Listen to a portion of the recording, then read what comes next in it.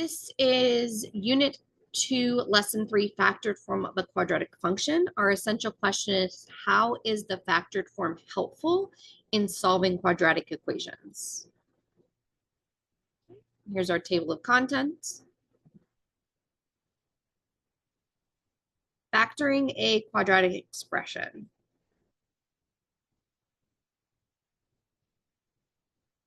So factoring a quadratic is the process of taking the standard form of a quadratic equation and turning it into the product of two linear factors. So I'm going from ax squared plus bx plus c to f of x equals the quantity x plus p times x plus q. We'll look at two different cases when a equals 1 and when a does not equal 1.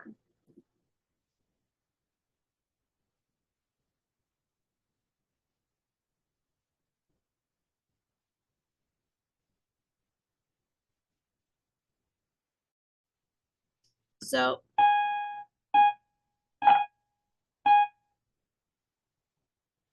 when I factor the expression x squared plus 4x equals 12, I want to move all of my values to one side of my equation.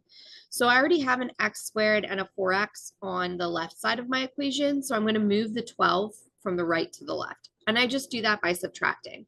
So now I have x squared plus 4x minus 12. So I have my a, which is 1 in this case, my b, which is 4, and my c, which is negative 12. And that's all set equal to 0. So I changed it into standard form, and then I'm going to list the numbers that multiply to get me negative 12, which is my c value. So in that case, I have negative 1 times 12, negative 2 times 6, negative 3 times 4, 1 times negative 12, 2 times negative 6, and 3 times negative 4. I then want to figure out which factors of those that I listed will add to get me a value of 4. In this case, negative 2 plus 6, so negative 2 plus 6, negative 2 times 6 gives me negative 12, but negative 2 plus 6 gives me that 4, that b value that I'm looking for. So I can use those numbers to write two binomial equations, so that negative 2 and the positive 6. So my factored form becomes x minus 2 times x plus 6. Back to the expression 3x squared minus 7x plus 2. So in this case, I can use the slide, divide, bottoms up method. There are other methods that you can use. The slide, divide, bottoms up method always works. So it's something that's really nice and easy to use once you get the hang of it. So the first thing you want to do is you want to look at 3x squared minus 7x plus 2 and see if there are any GCFs. Is there any number that I can factor out to begin with? Is there a greatest common factor for 3, negative 7, and 2? If not, you skip step 1 and go to step 2. Step 2 is to multiply my a value times my c value. And then I want to find the factors p and q of c that will add to get me my b. Okay, just like we did with the previous example. I divide my factors by a and reduce to the smallest form. Then I bring the bottom of the fraction up in front of the binomial, and then of course I check my work. So this is great to use when a is greater than 1. So again, I'm going from my standard form to my factored form. So if I want to factor the expression 3x squared minus 7x plus 2.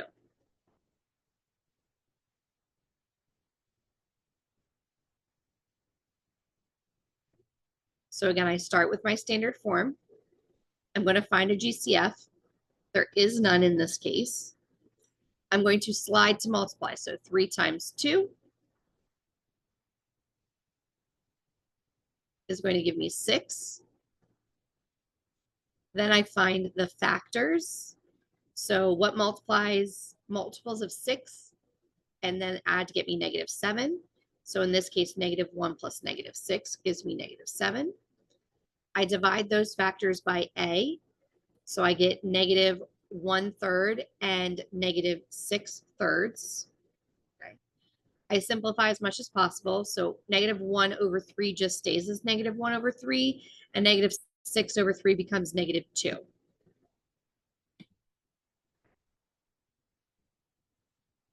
Then I bring up my denominator.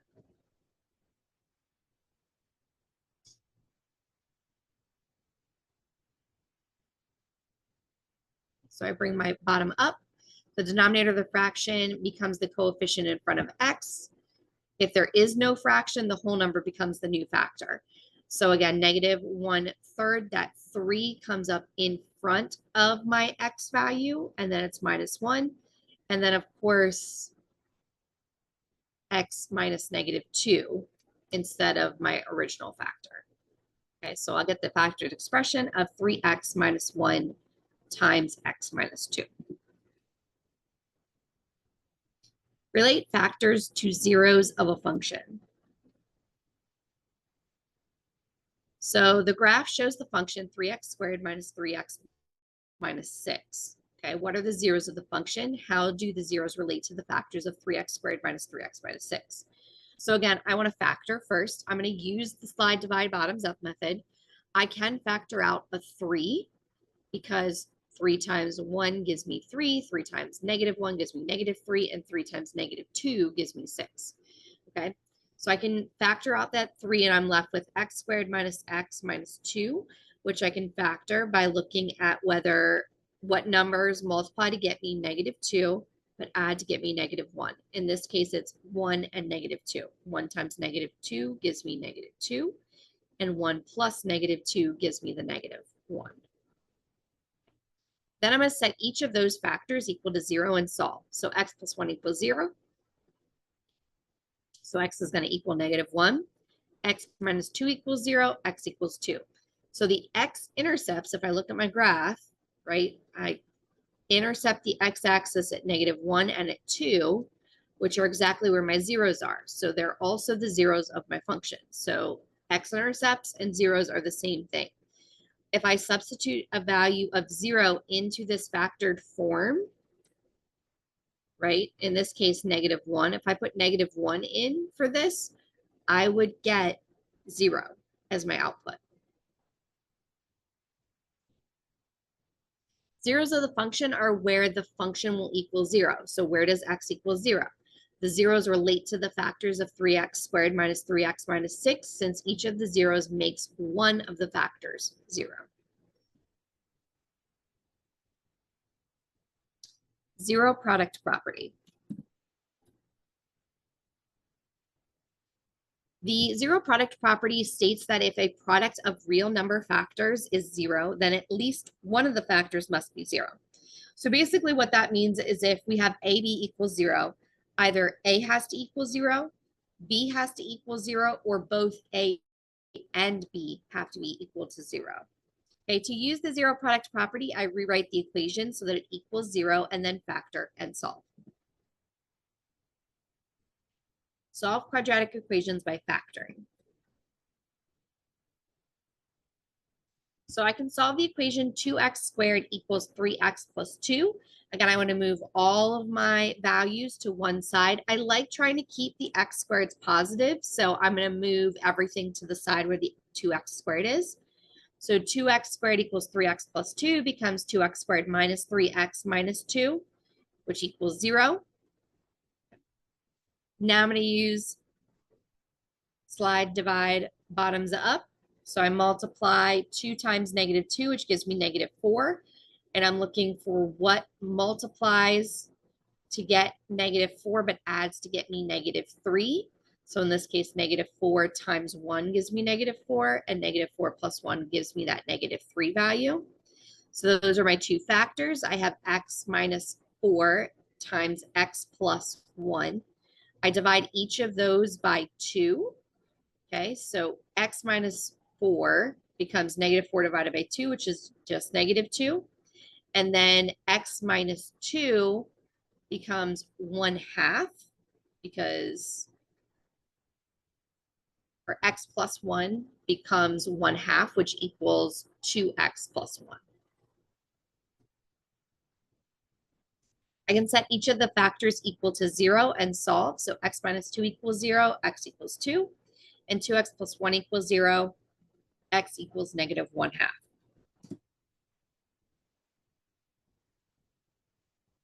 Find the zeros of a quadratic function. Example, a baseball is thrown from the upper deck of a stadium 168 feet above the ground. The function f of x equals negative 14x squared minus 56x plus 168 gives the height of the ball t seconds after it is thrown. How long will it take the ball to reach the ground? Okay, so I know that the ball will reach the ground when x equals 0 or when y equals 0, okay, because it's no feet above the ground. So the first thing I want to do is factor the expression. I have 14x squared minus 56x plus 168. Well, I have a GCF of 14, so I can take that 14 out, and I'm left with x squared plus 4x minus 12. I'm looking for two numbers that multiply to get me negative 12, but add to get me 4. So in this case, negative 2 times 6 gives me negative 12, and negative 2 plus 6 gives me that positive 4. Okay, I'm going to then set each factor equal to 0. All right, determine where the function y equals negative x squared plus 4x plus 12 is positive and where it is negative. So I first want to factor the expression. I'm going to take out a negative 1, and I do that mainly because I like to keep my quadratics positive whenever possible. So when I do that, everything else becomes its opposite inside the parentheses. So instead of having negative 1x squared plus 4x plus 12, I'm going to have negative 1 times x squared minus 4x minus 12. It doesn't actually really change anything other than the fact that it just makes it easier to factor it. Okay, so when I do that, I get x minus 6 and x plus 2 because negative 6 times 2 gives me negative 12, and negative 6 plus 2 add to get me negative 4. Okay, so when I solve each of those factors for x, x minus 6 is going to give me x equals 6, and x plus 2 gives me x equals negative 2. Okay, then I can create a table. Now this table I'm breaking down into 3 intervals. So I'm looking at the values that are less than negative 2, the values that are between negative 2 and 6, my zeros, and the values that are greater than 6. Okay, so again, I'm looking at my zeros and where they're below, in between, and above. Okay, so for x equals less than negative 2, you can use any number that you want that is less than negative 2. I chose negative 7.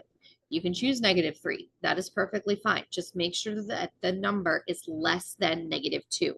And because we're dealing with negatives, you want that number to be a larger negative because it is further away from 0. Okay, so I chose negative 7. I substituted that value in. We're not really interested in what the solution is necessarily, but we want to know the sign of the solution. That's what I'm looking for. So in this case, I get negative 65, which is a negative number. Okay, I do the same thing between negative 2 and 6. I chose 0. Again, you can choose any number between negative 2 and 6, completely up to you. When I solve that, I get a positive number, which is 12. Okay, and then I have x is greater than 6. So again, any number that's bigger than 6. In that case, I get a negative number. So again, I've got negative, positive, negative. Now that I know where my function is negative and where it is positive, okay, I can check by graphing. The function is positive when it is above the x-axis and negative when it is below the x-axis.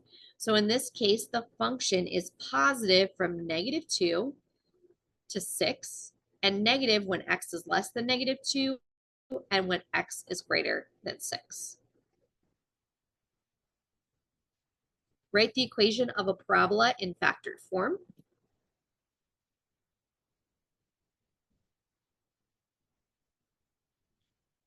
So write an equation of a parabola with x-intercepts at negative 0.50 and 30 and passes through the point 49.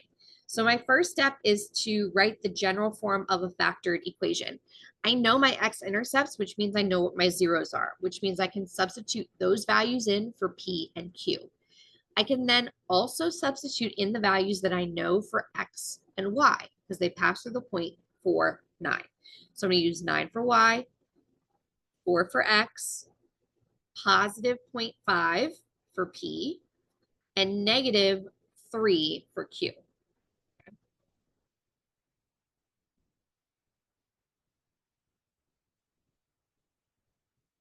Now that I have my equation, I'm going to solve for A.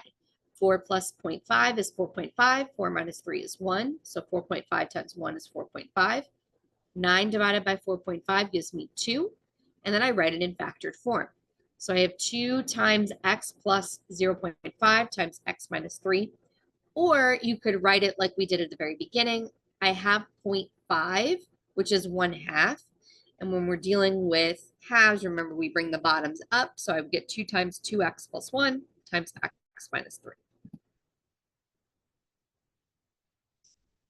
Summary.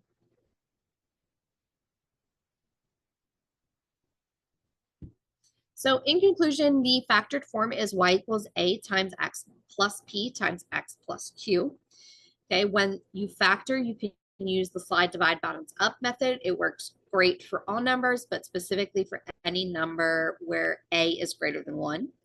Okay, there also the y-intercepts, p and q are zeros of the function. 2 zeros mean that there are 3 intervals. You can determine where the function is positive and negative by substituting values in between those intervals, below those intervals, and above those intervals to figure out where it's positive and negative. So again, you can see on the graph, here is my zeros. Okay, my factored form, I've got -3, which corresponds to that +3, and +2, which corresponds to my -2. Anything below -2 is negative. Between -2 and +3, we're positive. And anything greater than 3 is going to be negative as well. And that is the end of lesson